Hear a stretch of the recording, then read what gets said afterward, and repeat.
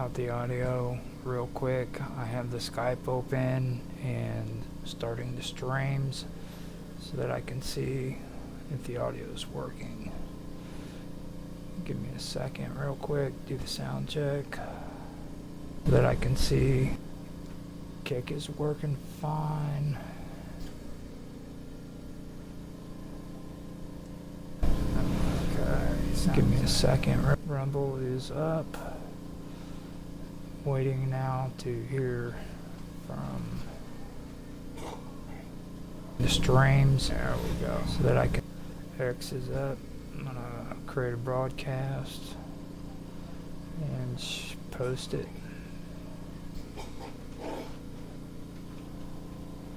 Okay. Live stream. Gaming with Infamous.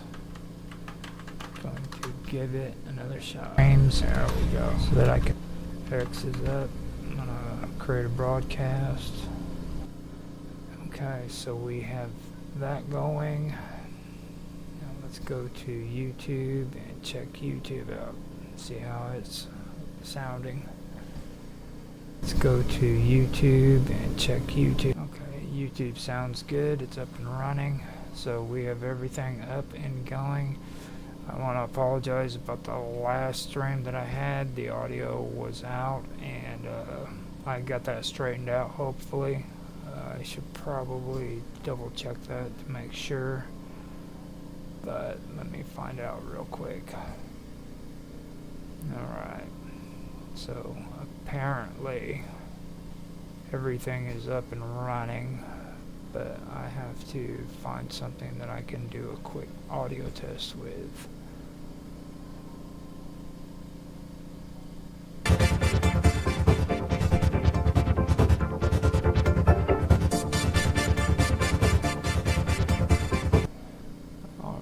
See what that sounds like. Alright, so that actually worked out. It came out pretty good. Alright, so we are good to go. And 1 minute over the start, so that means I can do my countdown and we can get going. Looks like I'll be doing this one on my own today, which is fine. I do have to go over some of the stuff that I covered before. I know that I had some issues that happened, so I've got to go through and kind of review some of the stuff that I did before, because yeah, I messed that all up, didn't I? Well, anyhow, just to let everybody know, I am doing a lot of uploads. I have a crap load of games that are scheduled to come out for 2025. Right now, so far, I have everything scheduled all the way up to April, and I'm working on trying to get my content up and going as soon as possible. Not only that, but I am also transferring some videos over to Rumble as well as X. That's going pretty good too, so I do have that in the works. And I have uploaded all of my Modern Warfare or Call of Duty videos. So now after that, what I'm going to be doing is putting out Asura's Wrath, I believe is what it is. It'll be out next after that, so I do have that scheduled and ready to go. So that's basically what's happening there. I was going to put the games up on X, but I had issues with uploading. I don't know exactly what that was caused from, but I went ahead and I did that, or I tried it and it didn't work. So after a few attempts of it, I went ahead and just figured I would give that up and be done with it. I should probably be recording this too. Usually I do record, but I can always go and download after I'm done and go from there. So let me make sure everything is going. By the way it looks, everything is in order. Okay, yeah, everything's still up and running. So with that being done, I will go ahead and start from where I was going before. Now, I'm going to go back and cover some of the stuffs that I did in previous episodes and kind of go back through it, because I know I've been having some serious audio problems. The last one I did, the people who were on with me, nobody could hear them, so I do have Skype open if anybody wants to come in and have a conversation about video games. Right now, I'm going to start out with Sega versus Nintendo and talk about the console wars that happened in the 1990s. And then it'll go on from there. So I'm going to kind of go through some of the stuff that was covered before and catch up and get it all on stream so that I can be done with it. To be honest with you, this is not turning into that well of a stream, to be fair. I mean, I've been having some serious issues. I was going to stream last Monday, but we ended up having some heavy snow, which caused problems with the internet, so I wasn't able to do that. So with all of that being said, let me go ahead and get started, and I hope you guys enjoy. Now, in the 1990s, it marked the height of the console wars, with Sega and Nintendo battling for market dominance. Sega's Genesis targeted older audiences, while edgier games like Mortal Kombat, while Nintendo maintained a family-friendly image with franchises like Super Mario Bros. And The Legacy of Zelda. Now, despite their rivalry, both companies operated in a silhouette environment. The idea of connecting consoles to the internet remained unexplored, as hardware limitations and lack of infrastructure posed significant challenges. Now, with me, I do have to admit that is true. And I wouldn't say adult oriented. It wasn't more older, maybe older audiences. You know, I do remember being older. I was more into Mortal Kombat and things like that. But to be fair, I never really did like the whole family-friendly games.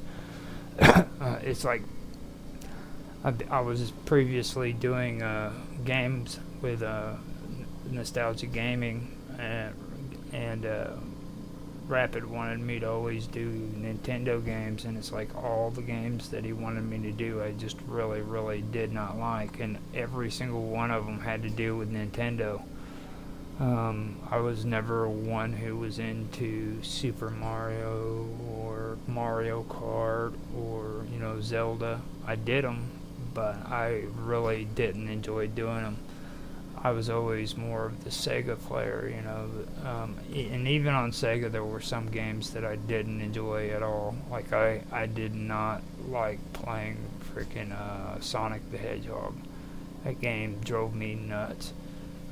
And there, you know, Donkey Kong was another game that just completely annoyed the hell out of me. I believe that was Nintendo too, but that's something that I do have to agree with. Now, the console, connecting consoles and stuff like that, I don't know. Yeah, actually, I have to say that is true, because I remember whenever they came out with PS1, I believe it was PS1 or PS2.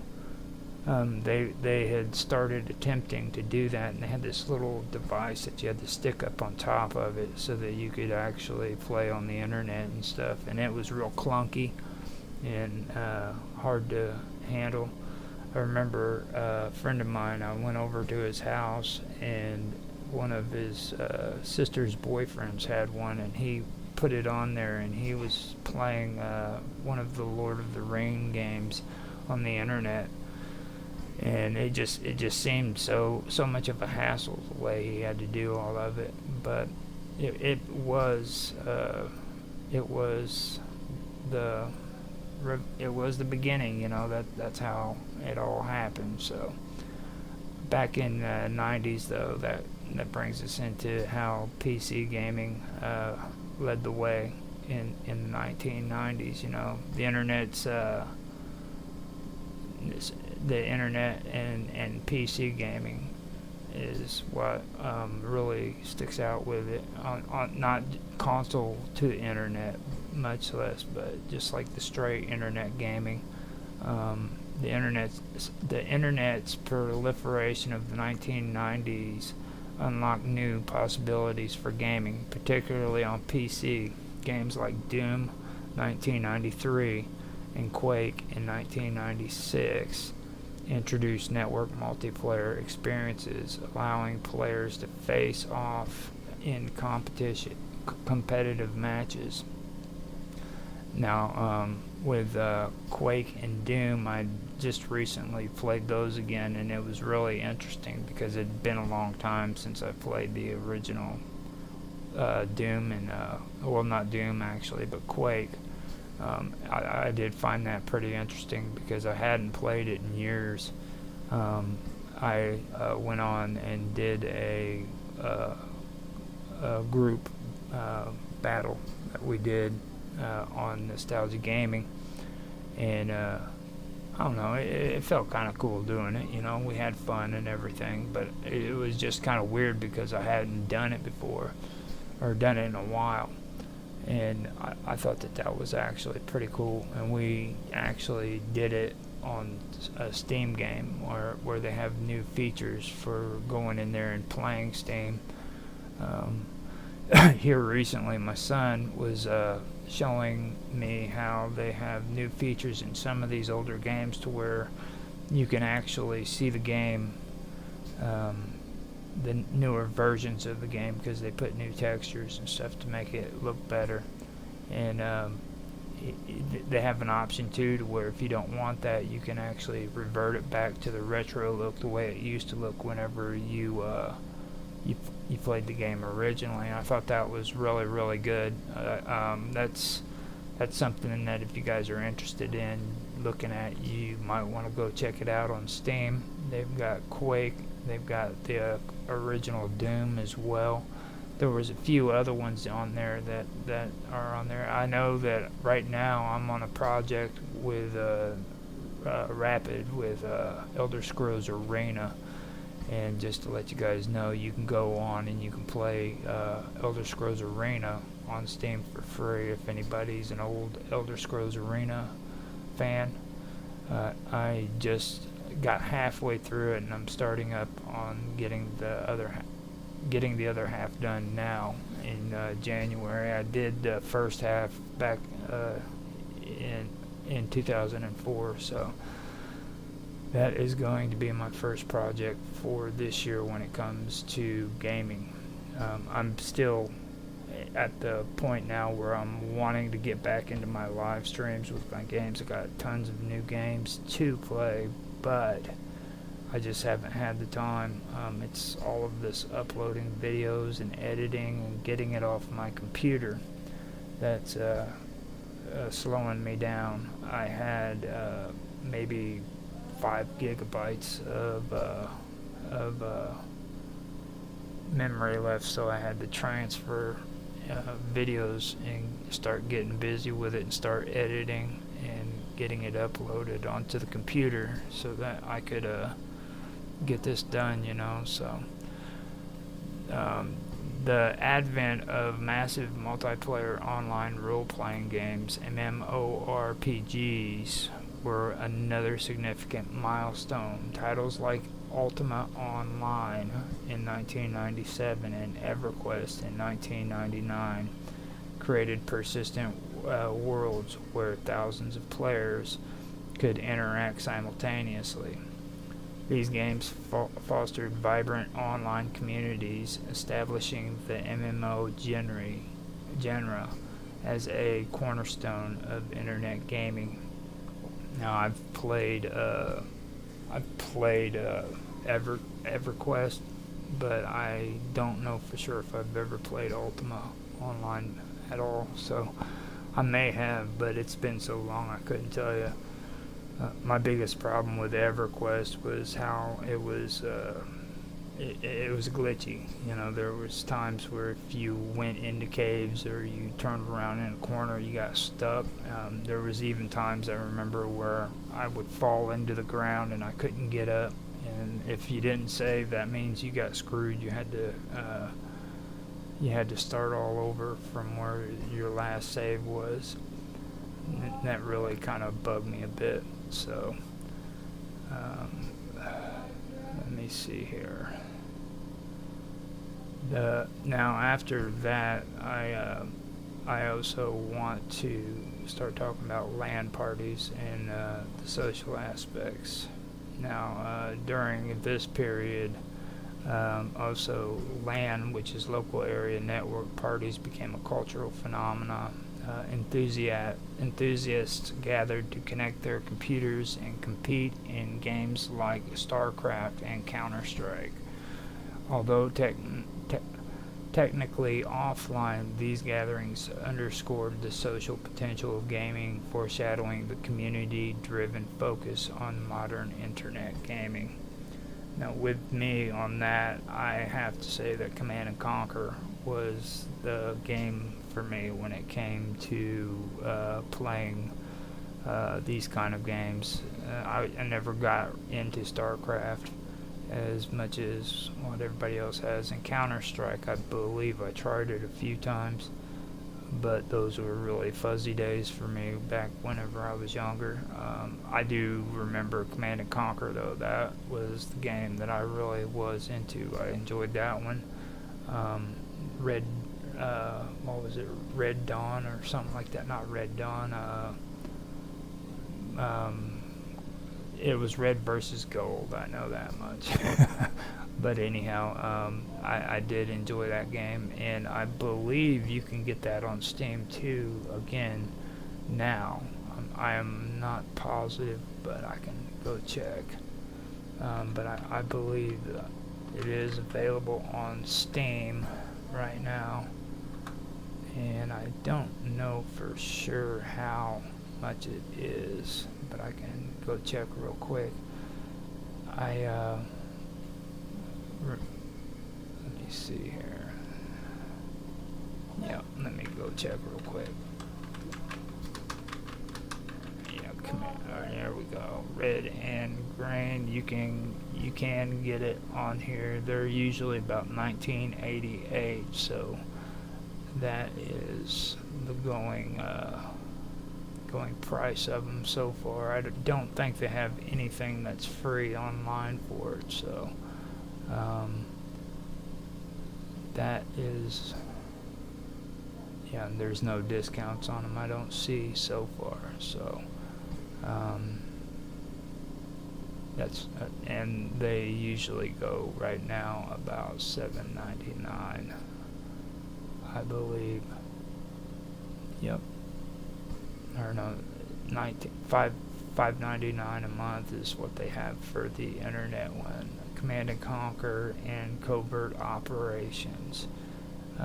You can play with EA Play for $5.99 a month, or you can buy the bundle for $19.88. So that's pretty cool. And I believe that they also have, well, I better get off of here and move on, I guess, to, no, I could have stuck to it because I wanted to go back through, well, actually, I wanted to keep on moving because, like, now I'm wanting to get into when the console gaming goes online. In the early experiments, the Sega Dreamcast launched. in 1999 and was the first console to feature built-in online capabilities. Its SegaNet service enabled multiplayer gaming in titles like Phantasy Star Online. Despite its innovation, the Dreamcast struggled commercially, partly due to the stiff competition from Sony's PlayStation 2. And that was probably where I was talking about with PlayStation 2, where you could put the little piece up on top of it, and it could make it to where you could get online.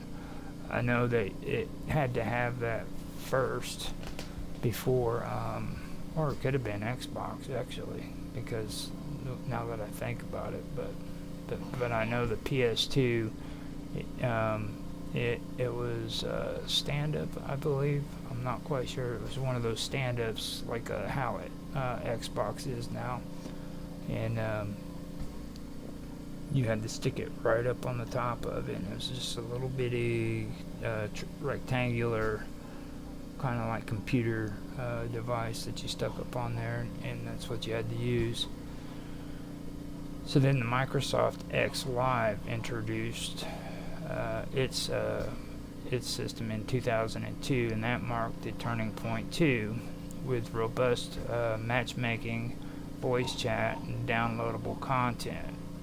Xbox Live made online gaming a central feature of console experiences. Games like Halo 2 in 2004 was one of the flagship titles that demonstrated the power of this ecosystem, fostering a dedicated online community.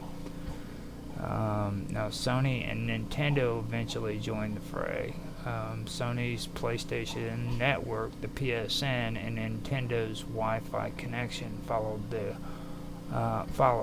offering online play for popular titles like Call of Duty and Mario Kart.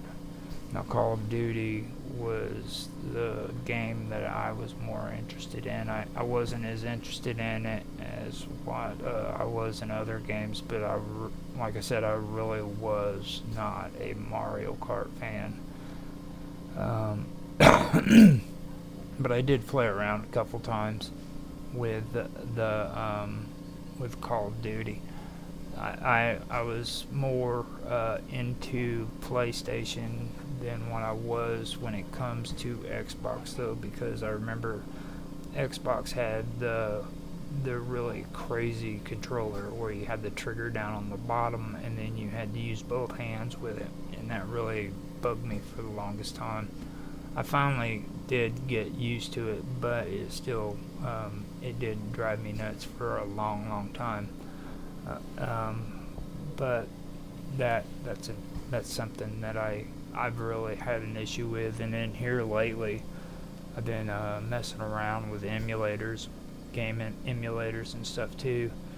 And I've noticed like the emulators even for Xbox are really horrible. You know, I can go on and I can get a good emulator for a PlayStation game for the PS3 and all that, but like whenever I go to like get emulators for Xbox 360, especially Xbox 360, they're just completely freaking horrible. I've been noticing that whenever it comes to these console games too. Like even now with using emulators, the games just have really bad emulators to go with them when it comes to Xbox. I do find that kind of strange. However, these services often lag behind when it came to Xbox Live in terms of features and reliability, according to what's being said. But I don't know.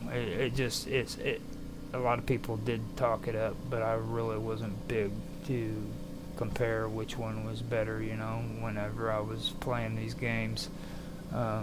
There was no option for me if I had a choice between an Xbox or a PlayStation. You know, it was which one could I afford and which one did I have.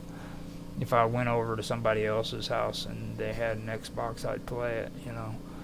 but I didn't have any of the newer Xbox versions back in the day, so it took me a while before I could actually get my hands on one. And I think the only one that I really had that was mine was an Xbox 360, to be fair. Just so you know. Now, the clash between internet and console gaming. This is where I wanted to bring it up. I want to talk about the strengths and the weaknesses. Now, consoles excelled in delivering polished, user-friendly experiences. Their plug-and-play nature and exclusive titles such as The Last of Us and God of War made them a popular choice for casual and hardcore gamers alike.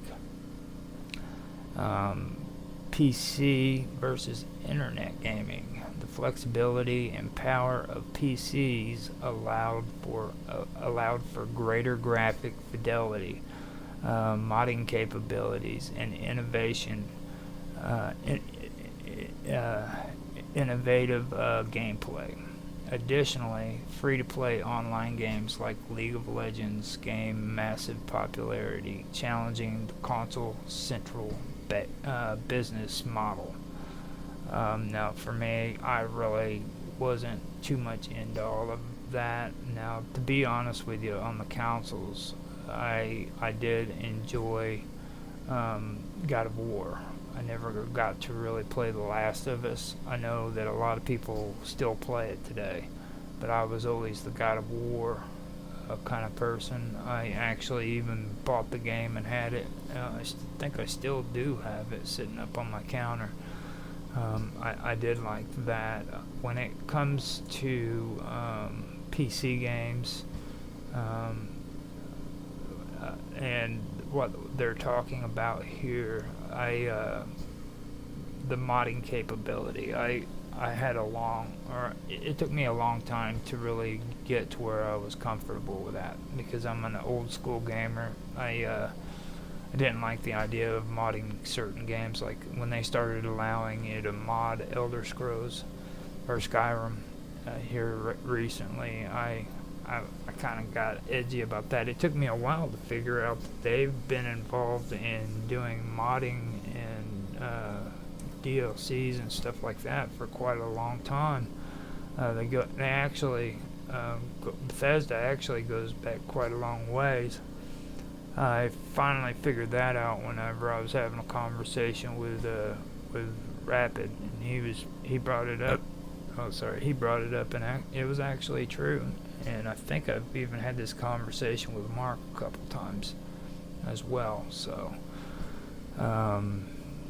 that's something that it did take a while for me to get over, you know. So the whole business model thing too, I wasn't really big in kind of keeping up with the Benjamins, you know. I didn't really care about the most popular games, or I didn't care about like the whole business aspects of the games. For me, I personally feel that a lot of games today aren't all that great. The quality of games now could be a lot better. With the whole graphics and the new technology, they could put a lot more storyline in it, which I understand there are a bunch of kids who don't like storyline, and kids are who these companies really focus on the most. But, you know, there are a lot of people out there too who likes good storyline. The one thing about Modern Warfare that always drove me nuts was how short the storyline was. That really bugged me. And besides that too, like challenges, you know, it shouldn't be just a slash 'em up kind of game. You should have an actual obstacle and a challenge and things like that you have to work through. I do have to say though, Doom, the new Doom that came out, I was really impressed with that. I thought that was a good game. My son had gotten that for me for my birthday, and it took me almost a year before I played it. And then finally, when I did play it, it was a good game. So if anything else, I think I've already suggested on here at one point that if you guys have the chance, buy that game and check it out. It's really good. The new one I was really impressed with because a lot of the older games, they have a tendency of really screwing them up when they make new versions of them, in my opinion. But they did a really good job of this game. I was really impressed after I played it, and I finished my Let's Play on it, and I'm gonna say it was a good challenge. It was worth playing. So that Fortnite and stuff like that, well, anyhow, let me go ahead and get into it even farther, and then I'll continue with that. Now, by the late 2000s, the gap between consoles and PC began to close. This is when it all started. Cross-platform play emerged as a major trend, enabling gamers on different systems to play together. Games like Fortnite and Minecraft epitomized the shift, fostering a unified gaming culture. Now, I could agree with that to some extent, but not really to all, because I do remember, like, we had a lot of issues when it came to Halo. I have two nephews. One had a PlayStation, and he was the son of one of my sisters, and my other sister's son had an Xbox, and like they couldn't play with one another at their houses because Xbox and PlayStation wouldn't allow the games to be played together on the same platform. Now they can do it now, don't get me wrong, but back whenever they're talking about, like here they're talking about in well, I guess it's by the late 2000s, yeah. Here and now they did it, but in the beginning you couldn't do it, and that was one issue. That was with Skyrim as well, I believe. Actually, I don't think you could play Skyrim multiplayer until here recently as well, and that right there was a big step. From what I know, it really was a big step. So I thought they were talking about the early 2000s, but in the late 2000s, yeah, I do find it a lot better, and I've noticed like Bethesda is starting to put more of their shit out and do more stuff now that they upgraded their programs. Like the game is now 64-bit instead of 32-bit, what it was before. So I think that's probably what it is. They got all these new mods for it. It's kind of weird because it seems like to me, it's like playing, Minecraft on Elder Scrolls. It's just really strange when it comes to all that. So,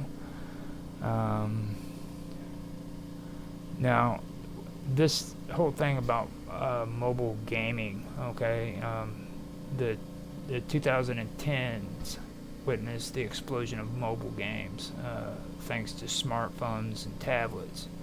Titles like Candy Crush and Pokemon Go reached billions of players, democratizing access to games. However, the simplicity of mobile games meant they often complemented rather than competed with console and PC titles. I really don't know about all that. I know that I still haven't played Candy Crush. I know a lot of people do that. I'm not a big fan of Candy Crush. Now, Pokemon Go, I always thought that was really weird that full-grown men were standing in parks trying to catch a Pokemon. And to this day, I still have an issue with that. And don't get me wrong, I've actually gotten to where I enjoy playing Pokemon now. Me and Rapid got me started on playing Gen 1, And then we started a little bit into Gen 2, him and the Drew Gamer, they've both been kind of getting me encouraged to play it some more on YouTube. So I've been thinking about getting in there and playing some more Pokemon, but I'm so burnt out on retro games right now. Like, this shit is ridiculous. I'm uploading freaking all of these videos just to get them onto the internet because it's taking up space in my on my computer. And then I'm not just doing the gaming. I'm also doing roundtables and stuff like that, talking about stuff outside of the gaming community. So it's made it to where I'm actually having to step up and do a lot more than what I'm used to doing, you know. So that's the one thing that I have really gotten sick of. And you know, I'm a 51-year-old man, and I've said this multiple times, but it's true, you know. I don't want to be, you know, 60 years old and still freaking sitting at the computer freaking playing video games so that I can get views on YouTube. That's not how I see my next 10 years as being. I'll still play, don't get me wrong, you know, but at the same time I'm going to venture out and I'm going to do other things as well. So that is that's probably the best I have for my rant right now. I'm just wanting to really get through and make a good stream, because the last two attempts have been an utter disaster. So I'm really wanting to catch up on a lot of this stuff. Now, streaming services such as Google Stadia and NVIDIA GeForce Now and Xbox Cloud Gaming aim to revolutionize the industry by eliminating the need for high-end hardware. Although still in its infancy, cloud gaming represents a potential future where internet gaming and consoles merge seamlessly. Me, Mark, and Tan actually did an episode together on this topic, and it was really, really interesting. Some of the stuff I found out about this cloud gaming. When I first tried to mess around with cloud gaming, or when I first heard about it, I didn't like what it sounded like.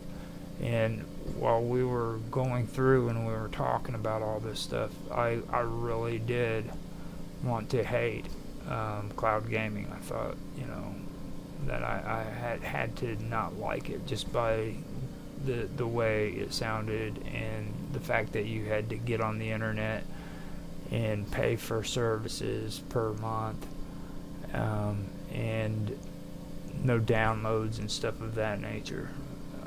But the more I read on how it was all set up, not only with the network, but also the way that they set it up with the devices and the programs and stuff like that, and the actual build on these towers and stuff like that. By the time I was done and had a pretty good understanding of it, it was hard for me to actually say I didn't like it, to be honest with you. It's a pretty good setup. If they can pull this off, I could see cloud gaming, if they could do the same thing with other systems and platforms like they do with cloud gaming. I think that the internet is going to benefit from it, to be honest. I just I'm really kind of hesitant because of possible regulations and stuff being set down in the future when it comes to politics and stuff like that. I've mentioned it about Xbox and Activision and the issues that took place over in the EU And I really meant that when I was talking about it. It just seems odd that why was it that the EU stepped in and said, well, we'll allow you to do the merger and accept it 100% here in the EU if you put your games on the cloud. I mean, what did they have to gain out of that? That kind of gets me to wondering. So we've already done that in previous episodes, but I just wanted to mention that too. When it comes to cloud gaming, it is a good setup, and it does sound pretty good. But I'm also weary about it when it comes to the whole political aspects behind it, and stuff of that nature. Now, from land parties to global phenomena. Okay, the competitive gaming scene, once confined to small land gatherings, has grown into a global industry worth billions of dollars. Esports tournaments for games like Dota 2, Counter-Strike, Global Offensive, and Valorant attracts millions of viewers and offer prizes rivaling those of traditional sports. And I'm still trying to figure out who or what team won the Valorant 2004 tournament that took place, and I still haven't gotten around to do that. I believe it was Valorant. I'll have to go back and check. I apologize for that. I was going to do it, but a whole bunch of crazy stuff happened when it came to these gaming streams, like I've just explained recently. Now, I also want to mention something about Dota 2. Dota 2 can kiss my ass. I would never freaking recommend that anybody plays Dota 2. Dota 2 is a bulky, horrible freaking game. All right. Now the computer that I'm on, it's not a bad computer. Not by any means. Okay. But I've actually gotten on there recently just to see what it was like compared to the last time I got on here, which was like maybe about 4 or 5 years ago. And the servers are still horrible. They freeze up because so many people are going in there to fight. They have no proper way of actually getting you to where you're able to learn how to play the game. And if you don't play good on that game, they will literally ban you. They will ban you because you suck at playing Dota 2. Okay? I mean, there's no other games that I've ever played where they will literally ban you because you can't play good. And that really is that's really arrogant. I don't support games like that. I will never support games like that. So that's the one thing I did want to point out there. Like I said, I've never really gotten into Counter-Strike or Global Offense. Valorant, I've been kind of curious about getting into that, but I'm not really wanting to get too curious about it. I finally did play For Honor. I wanted to check that out. It's been years that I've been wanting to play that game too. I gave it a try. That was pretty cool. It had the fighting capabilities where you can actually make your sword block or attack in a certain way, and then you can parry and stuff of that nature, which I'm really into that. But it's hard finding games that are like that.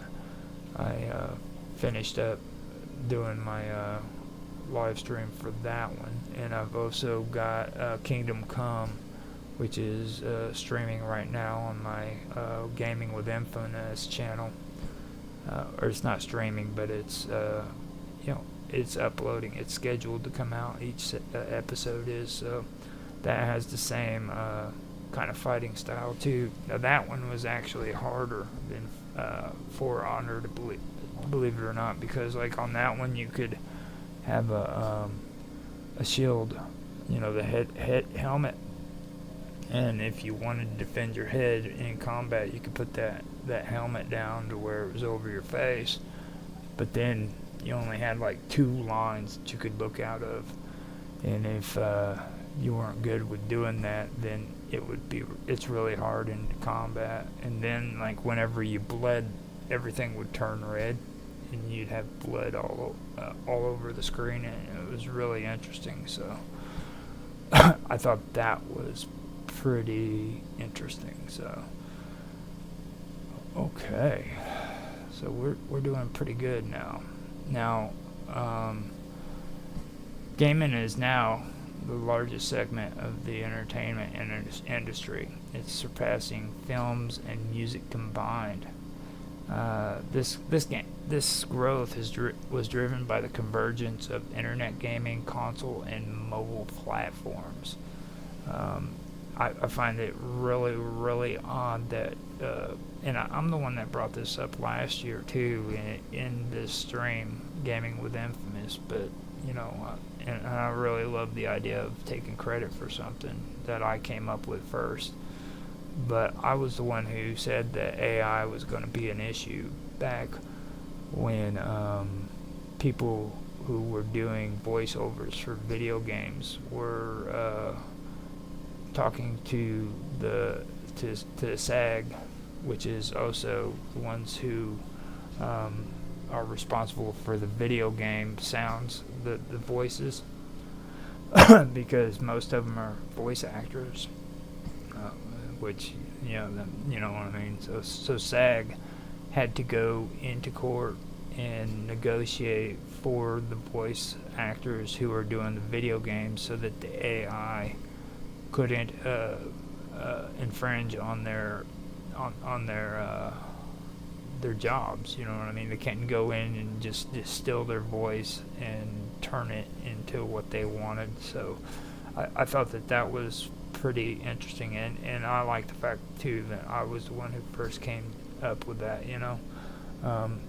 So I think that gaming has become the largest section in the entertainment industry, but you're gonna see AI move in, and things are going to really take off in a whole lot of directions. I don't think video games are going to be the only big thing in town like it has been.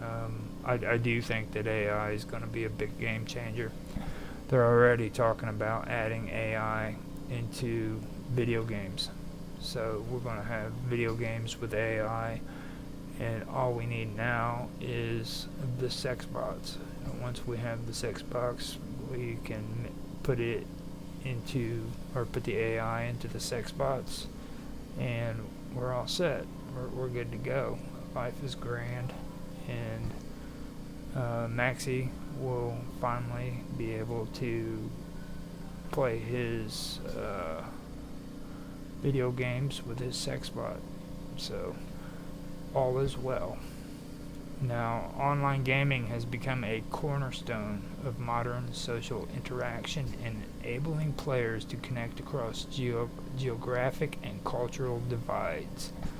Games like World of Warcraft and Among Us exemplify the power of gaming as a social media. I tried to play World of Warcraft one time, but they wanted me to pay for it, and then after you pay for it, you have to pay by the month, which, if you haven't noticed, I mentioned it before, I have a problem with that, paying a monthly fee to play a video game, and if you don't pay that fee, you lose the game. So I never did try that. Now, when it comes to gaming in social medium, as a social medium, yeah, it has done a lot, but I think that a lot of credit needs to go towards Steam too, because like a lot of the stuff that I've been reading, they keep talking about all these other companies, and it's really just a big old sales advertisement, with the stuff I've pulled up here. But in reality, I believe that Steam played a big part in a lot of this stuff taking place. If it wasn't for Steam, we wouldn't have a lot of things that are going on right now. And a lot of these companies really, for the longest time, did not like Steam. They considered it a threat, is what it was. And like I was saying about the early 2000s with Xbox and PlayStation, they did not want to have cross-platform anything. And I think they finally caught on and realized that platforms like Steam and Galaxy of Games and Epic, all of these platforms were out, and they're here and they're gonna stay, and that's when they decided, well, maybe we should just kind of catch on to the bandwagon, because if we don't, we're going to be going bye-bye real soon, so that was something that really, I believe, influenced them the most, was the fact that they had to either conform or they're going to lose out. So I'm checking the chats. It doesn't look like anybody wants to say anything, which is fine. That means I've survived another day of not having to talk to anybody in chat over the internet. I find it really weird that you have to actually do what they call a shout out to people and say stuff to them. That's just so gay, you know what I mean? So far it looks like everything is kosher. Now I haven't got X Pro up, so I should probably check X Pro, find out what's going on there. I really don't enjoy doing that at all, so I'll find out if anybody has said anything in X Pro, and if they haven't, then I will just go ahead and finish off with what it is that I've started, and be done with it. Now, that's good. That means nobody has been on there. It took so long for that to boot up. So it sounds like I have made it through. What I've been doing here lately is getting everything uploaded to X and Rumble. I've already got everything that I need done on YouTube, but I have been putting things on X and Rumble. There's a whole bunch of stuff coming your guys' way. I also want to tell everybody that I have finished with my editing on Saints Row the Third, and I have started scheduling Saints Row 2 to come out after that. That's on all the platforms that I'm putting the games on, which is that's Rumble and YouTube. So those are coming out, and they'll be available. Not right now, but they will be coming out. I have everything scheduled, so just because I have them edited and up on the internet doesn't mean they come out this day. That just means that they are coming out. So I just wanted to make sure that that's available. And on my retro games, I do want to let everybody know that I will be getting back into some form of retro. It's just I don't know exactly what I'm going to be doing. Now Rapid is talking about doing a 5-year anniversary for Nostalgia Gaming Retro. So if you guys are interested in supporting him on that, he's been working with retro games for quite a long time. I suggest you go over there and check it out. He's done a lot of good things, and you have you have the whole bunch of good people who go in there and actually do games with him, like Disney Magic Zach, somebody that I've mentioned on here before and I've had on here. He goes on there and he does a lot of games with them as well. And well, if you guys want to check him out, and you're into Walt Disney World, check him out. And Middle Age Magic, they all hang out together and do retro games with Rapid and talk about Walt Disney World and get all frisky on the internet and talk about English stuff. So you can't miss that. And like Middle Age Magic is like two older women my age, and they love to talk about food, and like that's the one thing. If you want Infamous happy, dude, you just have two English women talking about food. I'll be happy as a lark. Like when you see all those videos where these English women are cooking food and talking about it, that's just so cool to me. I love it, the accent and stuff. But talking about Disney food on top of it, man. If you guys have a chance, check out my Home Away from YouTube clips that I have with them on there, where we talk about different topics and stuff. I have them posting up right now on Rumble. I think they're done on YouTube already, but I do have them posting up on Rumble as well as on X. We have pretty good conversation there, so they're not very long, but they're long enough to where you can actually enjoy what you're listening to. So that's for you guys on Rumble and X. And let me see, I've wasted enough time, haven't I? Let me find out. Oh yeah, 56 minutes. That means I am almost done. Now, gaming has driven advances in graphics processing, artificial intelligence, and network infrastructures, influencing fields far beyond entertainment. I believe that is true. I just mentioned the stuff about artificial intelligence. The network infrastructure, I have to say that is true as well when it comes to what I was talking about earlier, when it comes to this cloud network stuff. That's some pretty intense things, especially when it comes to like lag and latency in games.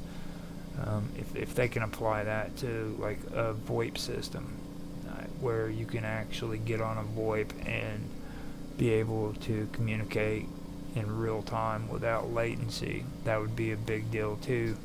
I know a few musicians who would love to jam out together, but they don't have the opportunity to do that because there's too much latency on their VoIPs. And when I say VoIPs, I'm talking about like Discord or like Discord, freaking, Jitsi, stuff of that nature, Skype, they try to play with one another, and they aren't able to actually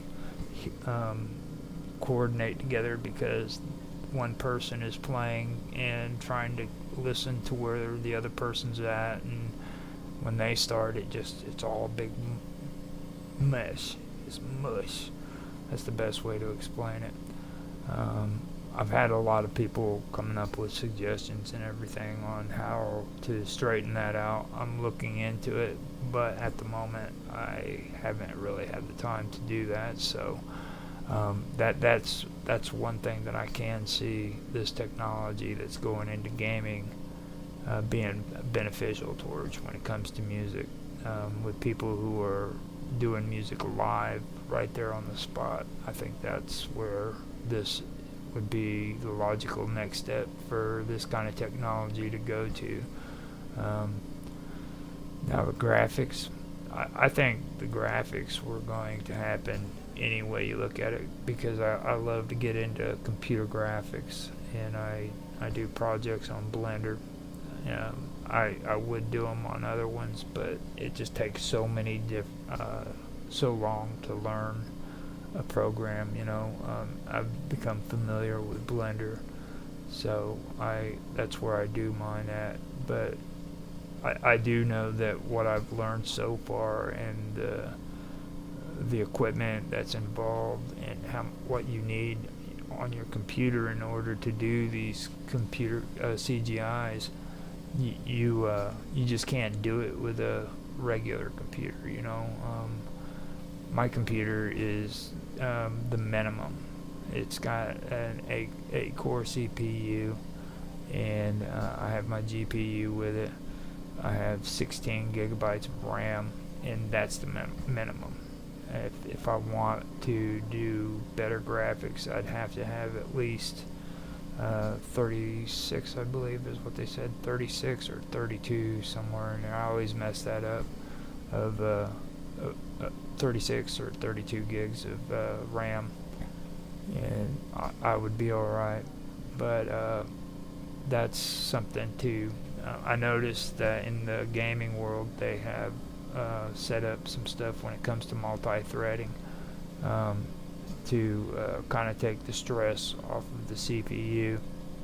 And that's one thing that I noticed on Blender they're talking about too when it comes to CGI.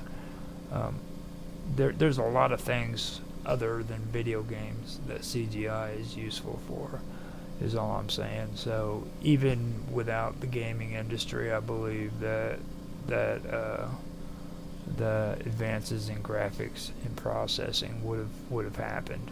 Now this speeds up the process because gaming is actually out and it's pushing the envelope on all this stuff, and I do admit that. But I don't think that it would have it wouldn't have those advancements wouldn't have happened. You know what I mean? Without gaming, I believe that they would have happened still, because a lot of people are getting into computer graphics these days. So let me see now. Yes, we have done it. I have made it to 1 hour and 2 minutes. I am cool. And no, I did not hit record because I was in a rush to get this all started. I was really hesitant on if I even wanted to continue doing my stream, because I have been having so many mishaps on this that I didn't know for sure if I really wanted to continue with it. Now here before long I am going to be starting up WoW Talk again, and or not WoW Talk, I don't know what I was, Tech Talk again, and that is coming soon. I don't know exactly what the time is for it, but I do know that it is coming. Me, Tan, and Mark have been talking about it. Now, if that happens, then I may stop doing the gaming, but streams, but I may still do them both at the same time. If you guys are interested in that, you can find that on my Working with Audio and Video channels on both YouTube as well as Rumble, and on X it's just a stream, just like with Kick as well. I'll come out with it on Kick and have it set up there too. So let me go through and make sure I don't have any comments before I end the stream. I'll see if anybody actually did say something. Nope, nobody said nothing. Dude, I am on a winning streak. So with that being said, I am going to go ahead and end the stream. I hope you guys did enjoy. If you did, like, I don't even know how to say that right. Like, subscribe, leave a comment, all that good stuff. You know, I do like comments. I can't emphasize that any more than what I have. But if you guys leave a comment, I will respond. So just remember that. And I will talk to you guys later.